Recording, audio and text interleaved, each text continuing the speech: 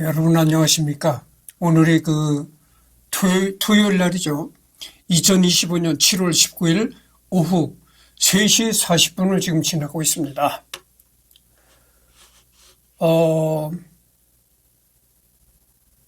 내가 유튜브를 오랫동안 했는데, 한동안 유튜브를 즐겨서 했는데, 요즘에는 어떻게 또 유튜브가, 권태기가 오나 봐요. 그래가지고, 오전에는 그 유튜브가 왠지 하기 싫은 생각이 들어서 또 여러 가지 잡다한 일로 시간을 보내다가 오후 늦게라야 또 유튜브를 하게 됩니다. 그래서 하여튼 권태기가 오나 봐요. 그래서 하기 싫은 생각도 나고 그래서 오후 늦게라야 유튜브를 하게 됩니다. 잠깐만요. 그래서 지금 내가 목소리가 갈라지더라도 이해하시기 바랍니다. 지금 목소리가 좀 좋지 않아요. 2008년 서브프라임 모기지 사태, 다음은 2008년 10월 17일 미국 금융위기가 왔을 당시 뉴욕 타임지에서 버핏이 기고한 전세계 대폭락 장애에 대해서 정원한 내용을 정리한 것입니다. 2008년 10월 17일 미국의 금융위기가 와가지고 전 세계 주식 시장이 아주 대폭락을 했던 거죠. 거기서 이제 워런 버핏이 한 얘기가 있습니다. 미국 주식을 매수하세요. 저는 그렇게 하고 있습니다. 그렇게 모든 것이 폭락할 때 그때가 기회다 이거죠. 그러니까 이렇게 주식이 아주 폭락할 때 그때 미국 주식을 사들이라 이겁니다. 미국뿐만 아니라 전 세계적으로 금융시장이 혼란을 겪고 있다. 더욱이 이로 인한 문제점들이 전반적인 경제 분야로 확대될 것이다. 얼마 지나지 않아 실업률은 상승하고 기업 활동들은 위축될 것이다.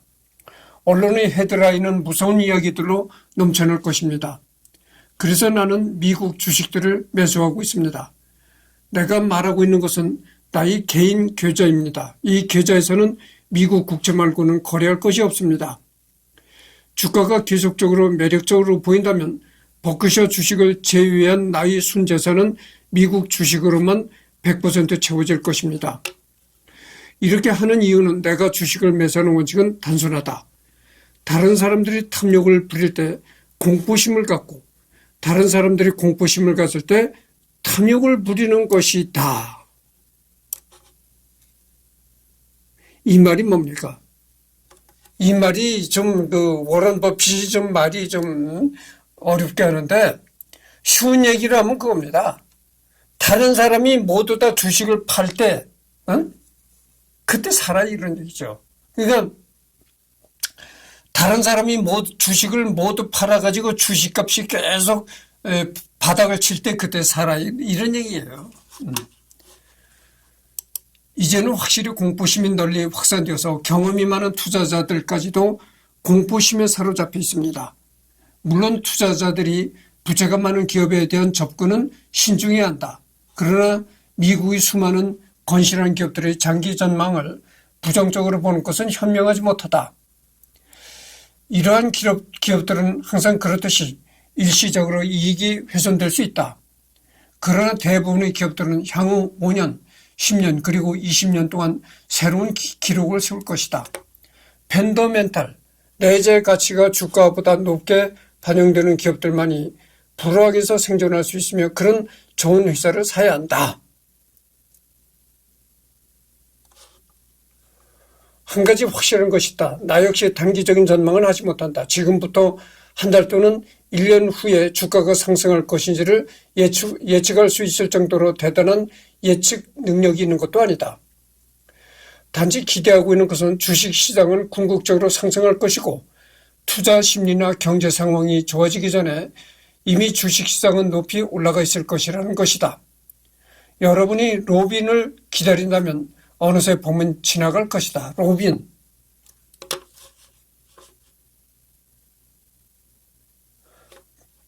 로빈이라는 것은 이제 봄을 알리는 새라는 것입니다. 간단하게 과거 사례를 들어봅시다. 1932년대 대공황 당시에 다우지수는 1932년 7월 8일에 41포인트로 저점을 찍었습니다. 경제 상황은 매우 어려웠습니다. 프랭클린 루즈벨트가 1933년 봄에 대통령으로 당선되었습니다. 당시에는 시장은 이미 30%나 상승했습니다. 예를 들어 세계 제1차 대전 초기에 유럽과 태평양 지역에서 미국의 상황은 매우 불리했습니다. 1942년 봄 주식시장은 저점을 형성했습니다. 1980년대 초 상황으로 돌아가 보면 인플레이션이 급등하고 경제는 완전히 가라앉은 시점으로 주식을 매수하기는 최적이었습니다. 다시 말해서 나쁜 뉴스들이 투자자들에게는 최고의 친구인 것입니다. 주가가 하락할 때 미국의 미래의 일부를 매수해야 합니다. 경제가 파탄난다, 주식시장이 몰락한다, 이럴 때 기회라는 것입니다. 그래서 뉴스에 들어보면 굉장히 경제가 침체되고 있다, 주식시장이 폭락하고 있다, 이런 뉴스가 나올 때 그때 주식을 매수해라고 합니다. 이거 뭐 당연한 얘기죠. 이런 것은 뭐 굳이 워런 버핏이 아니라 하더라도 누구나 다 뭐 이런 거는 알 수 있는 얘기죠. 코로나19 상황 속 워런 버핏. 코로나19 대유행이 경제를 크게 손상시킬 수 있습니다. 그러나 미국은 1860년대 남북전쟁, 100년 전 스페인 독감, 대공황 같은 위기를 견뎌내고 번창했습니다. 미국의 마법이 이전에도 그랬듯 이번에도 승리할 것입니다. 파이낸셜 타임즈에 따르면 버핏 회장은 2일 화상으로 열린 주주총회에서 그동안 보유하고 있던 아메리칸 에어라인, 델타, 사우스웨스트, 유나이트 항공 등의 주식을 지난 4월에 모두 매각했다고 밝혔다. 총 60억 달러 이상 규모이다. 그러니까 총 7조 원 이상의 주식을 처분했다는 거죠. 골드만삭스, JP모건 등 은행주들을 대거 처분하기도 했습니다. 7조. 그 워런 버핏이 7조 이상의 거액을 전부 다 투자를 했다는 거죠. 7조. 7조니까 어떻게 되겠어요? 7조의 주식을 사들였으니까 한 5%만 오른다 해도 얼마입니까? 이게 엄청난 돈입니다. 5%만 주식이 오른다고 해도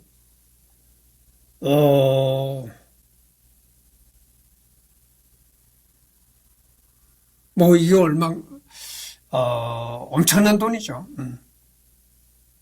그래서 7조. 엄청난 돈입니다. 그래서 이제 워런 버핏이 보유하고 있던 주식이 주로 아메리칸 에어라인, 그러니까 항공회사죠. 미국의 항공회사인 아메리칸 에어라인, 델타, 사우스웨스트, 유나이트 항공, 미국의 그 항공회사 주식과 그 다음에 골드만삭스, JP모건 은행주들을 대거 처분하기도 했다. 미 경제 CNBC와 블룸버그 통신에 따르면 버핏 회장이 이끄는 투자회사 버크셔 해서웨이는 에너지 생산 운송업체 도미니언 에너지 천연가스 부문 사업을 인수한다. 거래 금액은 부채 57억 달러, 약 6조 8,200억 원을 포함해 총 97억 달러에 달한다. 그러니까 워런 버핏은 한번 주식을 사면은 적어도 6조, 7조 이렇게 주식을 사들인다는 거죠. 대단한 겁니다, 이게. 통신은 버크셔 해서웨이가 2016년 미국 항공 부품업체 프리시전 캐스트 파츠를 370억 달러에 인수한 이후 최대 규모 투자라고 평가했다. 이번 인수는 코로나19가 초래한 세계 경제 위기 이후 버핏 회장의 첫 대규모 투자다. 그래서 버크셔 해서웨이라는 회사는 이제 그 워런 버핏이 운영하는, 그러니까 워런 버핏의 투자 회사입니다. 버크셔 해서웨이는 미국 제약기업 4곳에 57억 달러를 투자했다고 공시했다. 버크셔 해서웨이는 코로나19 백신을 개발하는 화이자와 머크의 신규 투자를 집중했다. 머크 주식은 2240만여 주, 화이자 주식은 371만여 주를 취득했다. 화이자는 개발 중인 코로나19 백신의 효과가 90% 이상이라는 중간 결과를 지난 9일 발표했다. 그래서 이 워런 버핏 회장은 그 코로나19 사태가 도래했을 때, 그때 이렇게 그 코로나19의 백신을 만드는 화이자니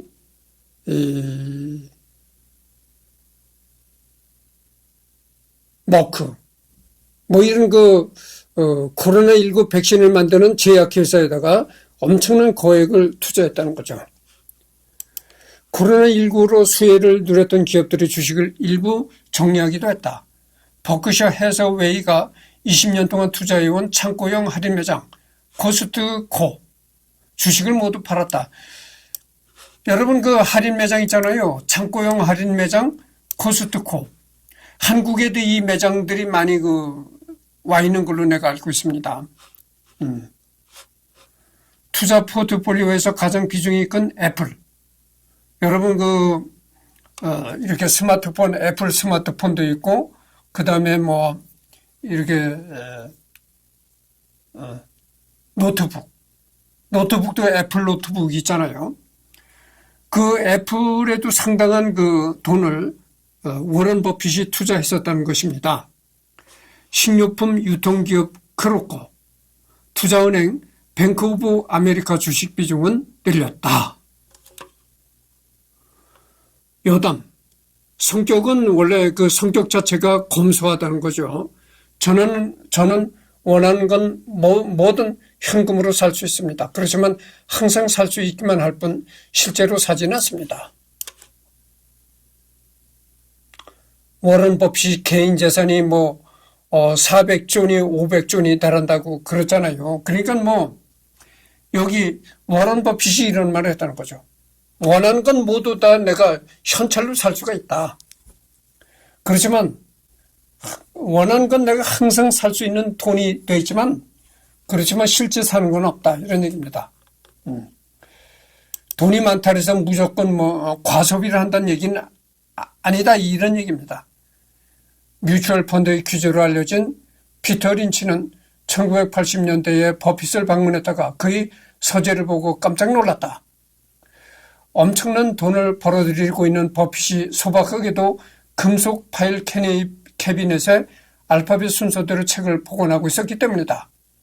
그뿐 아니라 버핏은 린치처럼 직원을 고용하지도 않고 전자스크린을 갖고 있지도 않았다.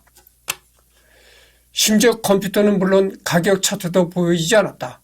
고작 1929년부터 모아놓은 신문과 구식 증권 시세 표시기가 전부였다. 현재는 컴퓨터를 갖춰 놓았지만 대부분 온라인 브리지 게임을 하는데 이용하는 것으로 알려져 있다. 버핏이 현대식을 받아들이는 게 하나 있다면 개인 전용 항공기를 구입한 것이었다. 그것이 어마어마한 부를 쌓은 버핏이 유일하게 누린 소비 즐거움이었다.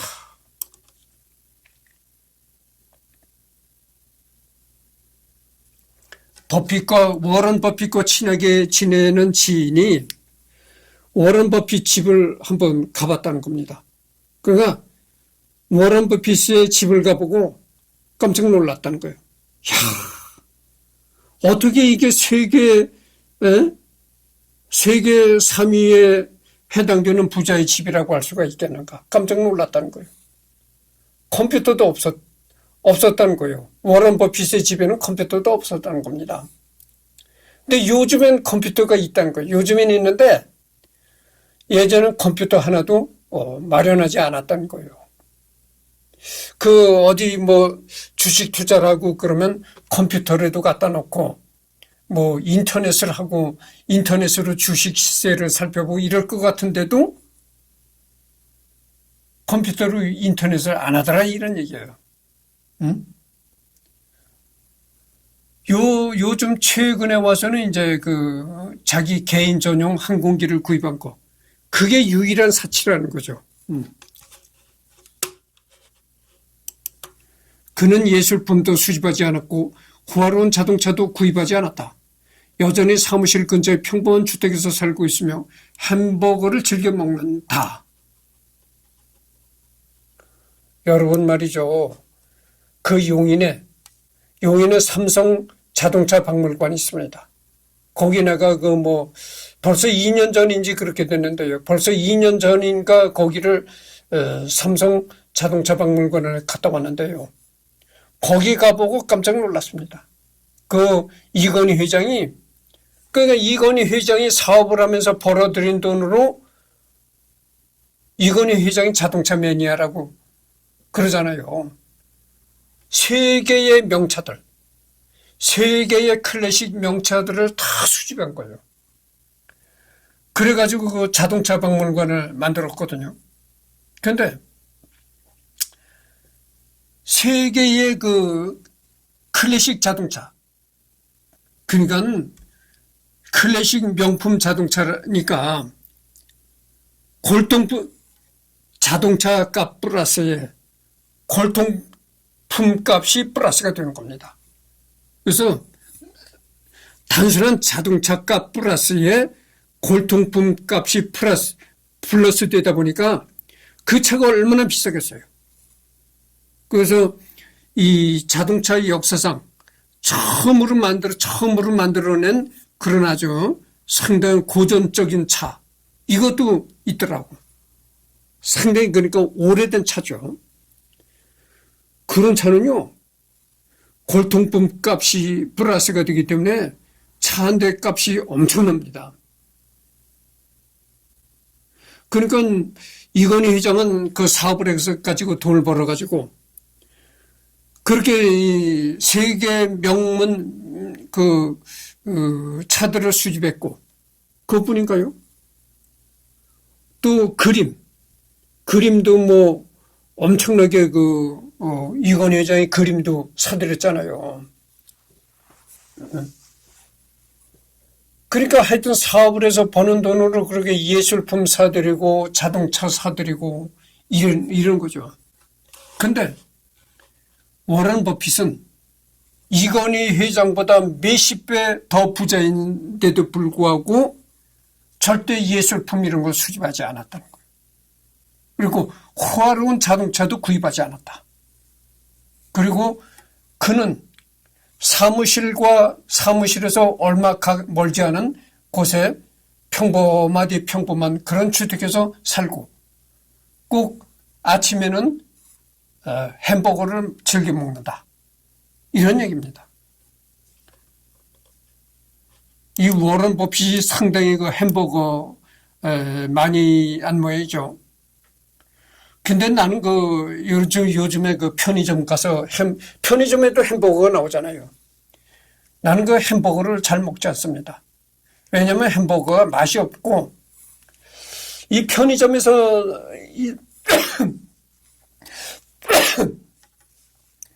편의점에서 파는 햄버거를 먹어보면 상당히 짜요. 이게 아주 짭니다. 그래가지고 햄버거를 먹으면 햄버거 맛이 맛이 별로예요. 그리고 상당히 짭니다. 아주. 염분기가 많아요.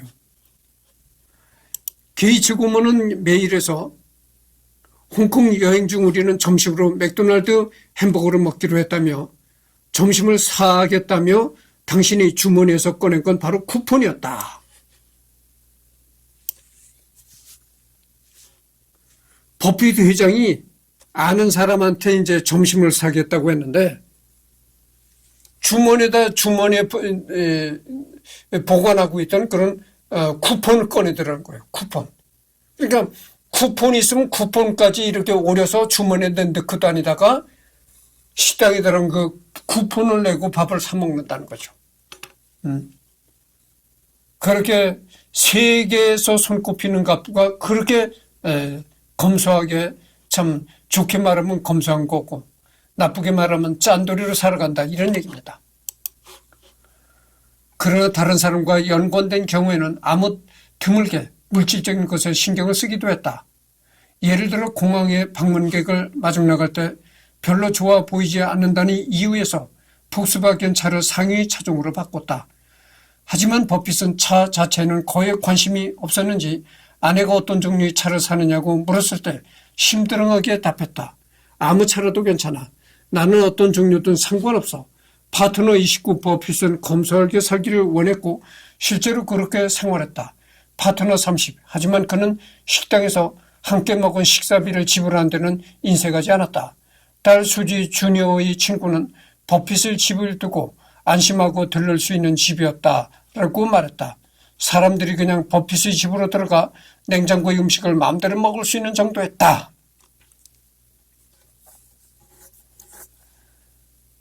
그러니까 버핏의 집은 아주 그냥 평범하고, 그런데다가 아무나 또 버핏의 집으로 불쑥 들어가서 버핏의 집 안에 있는 냉장고의 음식을 또 꺼내 먹을 수 있다, 이겁니다.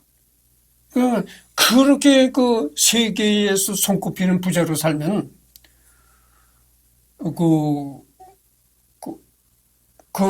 워런 버핏 회장네 집도 경비라는 그런 경호원, 개인 경호원도 있고 집을 경비하는 그 경비원들도 있을 텐데 그런 게 없다는 거예요.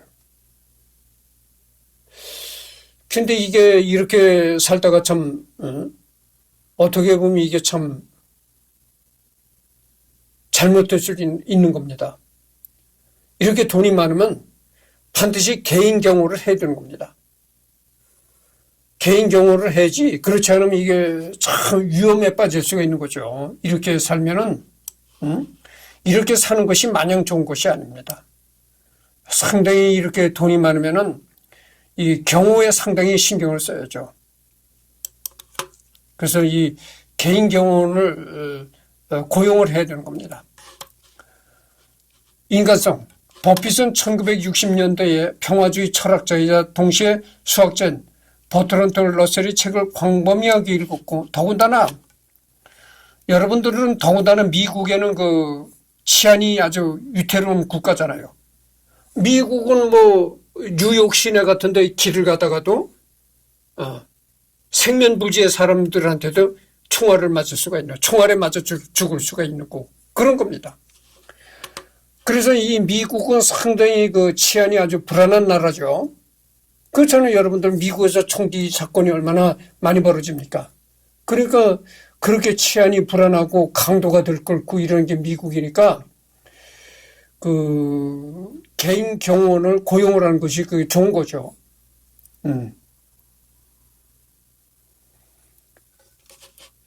그의 국제주의적 견해를 많이 받아들였다.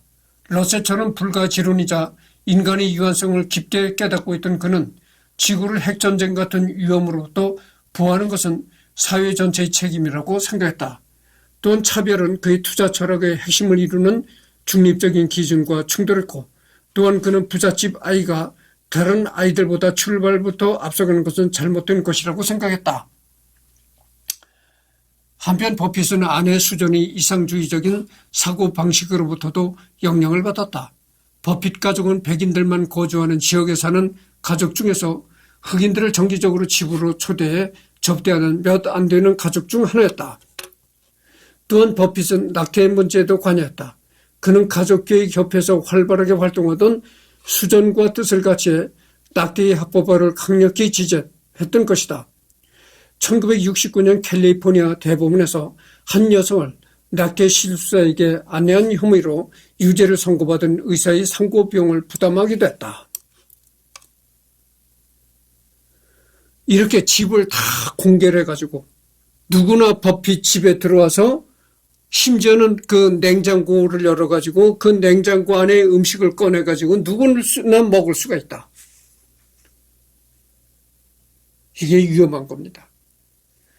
거듭되는 얘기입니다만 미국이 얼마나 치안이 불안합니까?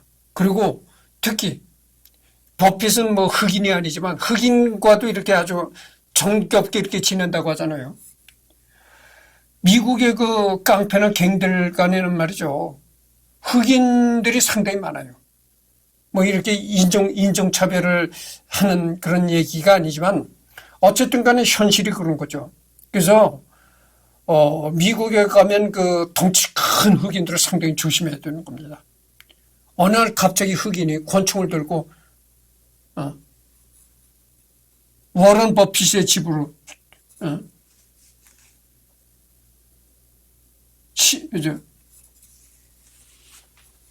들어올 수가 있는 겁니다. 그렇기 때문에 이렇게 무작정 집을 개방시키고 하는 건 상당히 위험하다 그런 얘기죠. 이게 워런 버핏이 상당히 부자이기 때문에 강도나, 이런 데 표적이 타깃이 될 가능성이 많다. 이런 얘기죠. 그래서 상당히 돈을 주고, 급료를 주고 경호원을 고용해야 하고, 또 집에는 워런 버핏의 그 집을 경비하는 경비원들도 고용해야 된다. 이런 얘기입니다. 그는 정신적 독립심과 세상을 등지고 일에 몰입하는 놀라운 집중력을 통해 재능을 표출했다. 하지만 그 이면에는 자신이 관심 없는 분야는 철저히 무시하는 성향도 있었다. 파리에 갔을 때 관광에 별다른 흥미를 느끼지 못한 그가 유일하게 내보인 반응은 오마하의 음식이 더 맛있다는 것이었다. 언젠가 버핏이 고급 휴양지 마서즈 빈야드에서 쉬고 있던 워싱턴 포스트의 발행인 캐서린 그레이엄을 방문했을 때 한 친구가 석양을 바라보며 감탄을 금치 못했다고 한다. 그럴 경우 대개는 예의상 석양을 한번 바라보기도 하지만 버핏은 그런 것에는 전혀 관심이 없다고 잘라 말했다. 캘리포니아 해변에서 휴가를 보낼 때조차 해변에는 도통 관심을 보이지 않고 몇 주일간 일에만 매달렸다고 한다. 대다수의 천재처럼 버핏도 자기 세계에 몰입하는 타입이다. 따라서 그와 함께 사무실을 쓰는 사람들 중 수십 년을 같이 일한 후에도 그의 정신세계를 잘 아는 사람은 소수에 불과했다. 심지어 그의 자녀들도 아버지의 감정을 드러내는 모습을 좀처럼 본 적이 없다고 회상했다.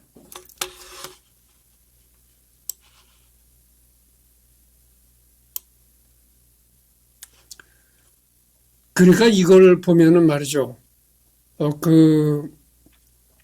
사람이 돈을 많이 벌어서 갑부가 되면은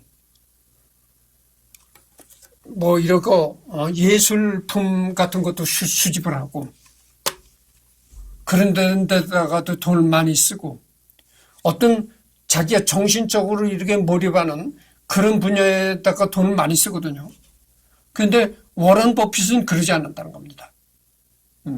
그러니까 예술이라든지 쓸데없이 이렇게 쓸데없다고 이렇게 생각한다는 거죠. 워런 버핏은. 취미 브리지 게임.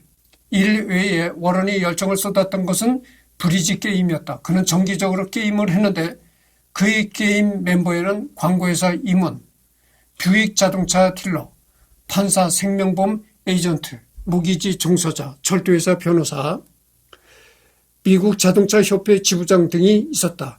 흥미롭게도 게임에서 이런 것을 싫어한 워런은 집중해서 게임을 했고 자신에게 승산이 있다고 생각하는 경우가 아니면 큰 돈을 걸지 않았다.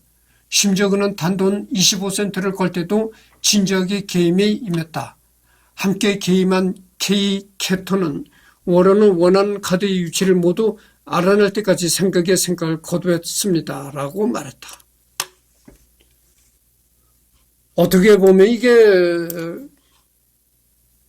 좋은 점도 있지만 어떻게 보면 이 워런 버핏이 돈을 상당히 많이 벌었음에도 불구하고 어떻게 보면 이게 상당히 쪼잔한 그런 면이 있었네요.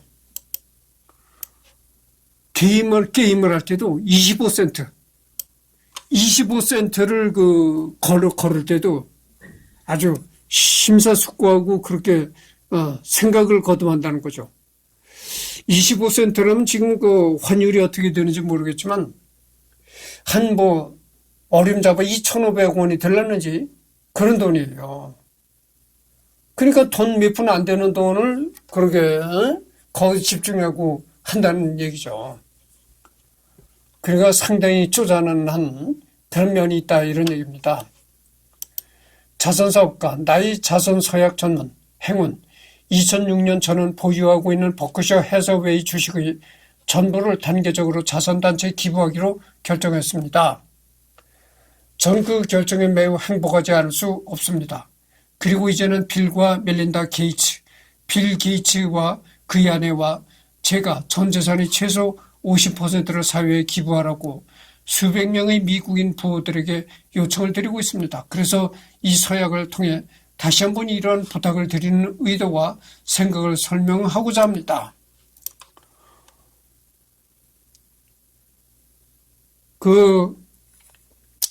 워런 버핏이 마이크로소프트 빌 게이츠 회장과도 아주 친하게 지낸다는 거죠.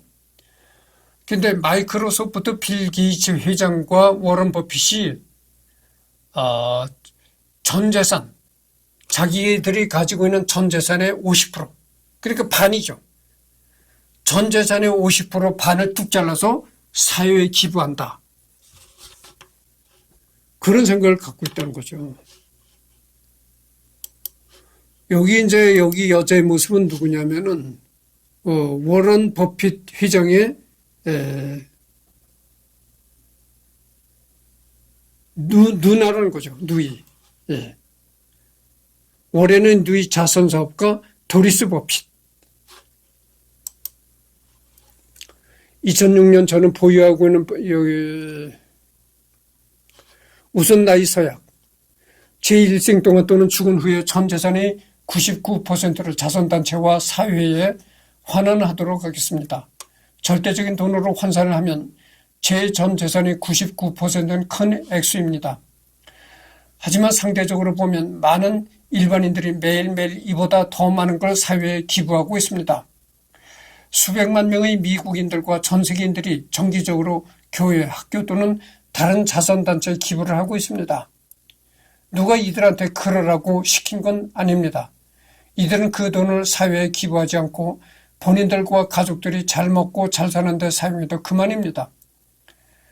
하지만 그들은 기부라는 용감한 결정을 하였습니다. 이들이 구세군이나 유나이트 웨이브와 같은 비영리 단체에 아무런 조건 없이 기부하는 재산은 바로 영화 관람이나 의식과 같은 여가 생활을 스스로 포기한다는 것을 의미합니다. 부끄럽게도 저는 제 재산의 99%를 기부하여도 저희 가족은 아직도 하고 싶은 모든 것을 할 수 있습니다. 내가 가지고 있는 전 재산의 99%를 남한테 기부한다 해도 나는 먹고 사는데 지장이 없다 이런 얘기입니다. 그러니까 99%를 기부를 하고 단 1%만 내가 갖고 있어도 내가 먹고 살아갈 수 있는데 아무 근심이 없다. 그리고 얼마나 재산이 많은 겁니까? 또한 이 서약을 실행하여도 저는 제 가장 소중한 자산인 시간을 기부하지는 않습니다. 제 자식들을 비롯한 많은 사람들은 그들의 가장 소중한 자산인 시간을 투자하면서까지 남들을 돕고 있으며 이러한 노력들은 제가 기부하는 전 재산의 99%보다 훨씬 더 값어치가 있다고 생각합니다. 불우한 환경에서 자란 어린이들이 든든한 후견인을 만나서 우정과 사랑을 배우면서 훌륭한 사람으로 성장하는 걸 우리는 주위에서 너무나 많이 봤습니다. 제 누님인 도리스 여사 또한 매일매일 그녀의 소중한 시간을 투자해서 이런 사랑을 실천하고 있습니다. 이에 비해서 제가 하고자 하는 건 미비하다고 생각됩니다. 하지만 제가 할 수 있는 것은 바로 제가 가지고 있는 버크셔 해서웨이 주식을 돈으로 환산하면 막대한 자원을 획득하고 사용할 수 있는 운이 없게도 가난하고 불행하게 태어난 사람들을 위해서 사용하는 것입니다. 지금까지 제가 가지고 있는 주식의 20%는 이미 사회에 기부가 되었습니다. 이제는 고인이 있던 제 부인 수잔 버핏의 목까지 합쳐서 해마다 저는 주식의 4%를 지속적으로 기부할 예정입니다. 모든 주식이 기부된 후 늦어도 10년이면 이 주식들이 현금화되어서 남을 돕는 데 사용될 겁니다. 제 재산의 1달러도 기금을 위해서는 사용하지 않을 것입니다. 저는 제가 힘들게 번 돈이 지금 당장 해결되어야 하는 현실적인 문제들을 해결하는 데 사용되는 것을 원합니다. 이 서약으로 인해서 저와 제 가족들의 생활이 바뀌는 점은 없습니다. 제 자식들은 이미 저한테 많은 재산을 물려받았으며 앞으로도 더 물려받을 것입니다. 덕분에 그들은 매우 편하고 생산적인 삶을 즐기고 있습니다. 저 또한 제가 하고 싶은 모든 걸 할 수 있는 그런 삶을 계속 살아갈 예정입니다. 저도 인생의 물질적인 즐거움을 즐기면서 살고 있지만 그렇다고 모든 걸 즐기지는 않습니다. 비싼 전용기를 좋아하지만 미국 전역에 부동산과 집을 가지는 건 오히려 더 불편하다고 생각합니다.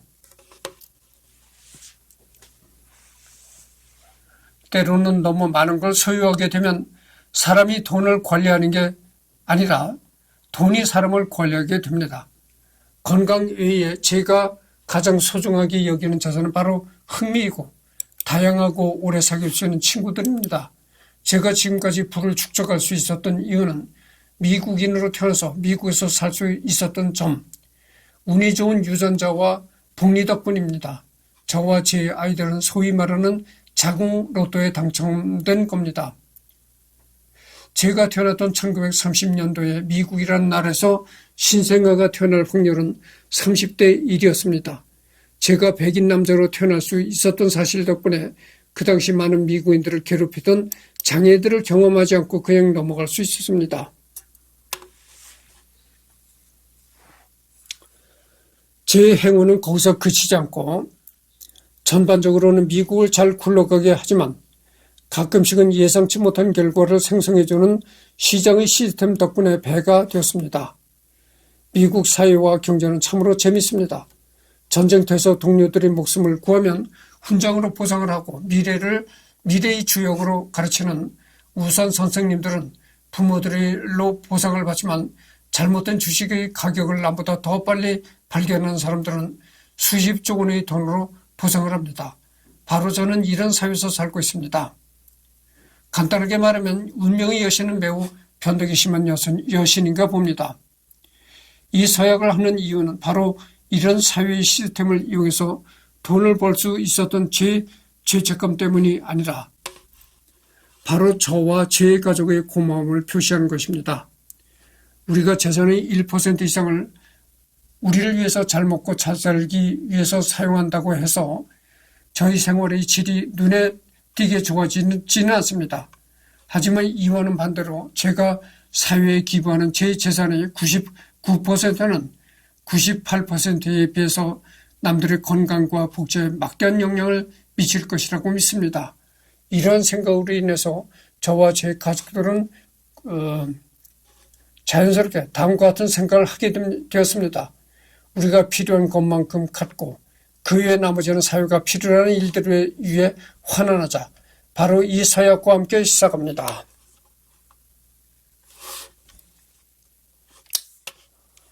버핏은 지난 2006년 버크셔 해서웨이 지분 85%를 기부하겠다고 약속했으며 대본 게이츠 재단의 기부금이 전달됐다.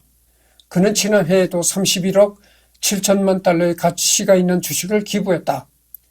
2006년에는 2018년까지 기부한 누적액은 총 310억 달러에 달한다.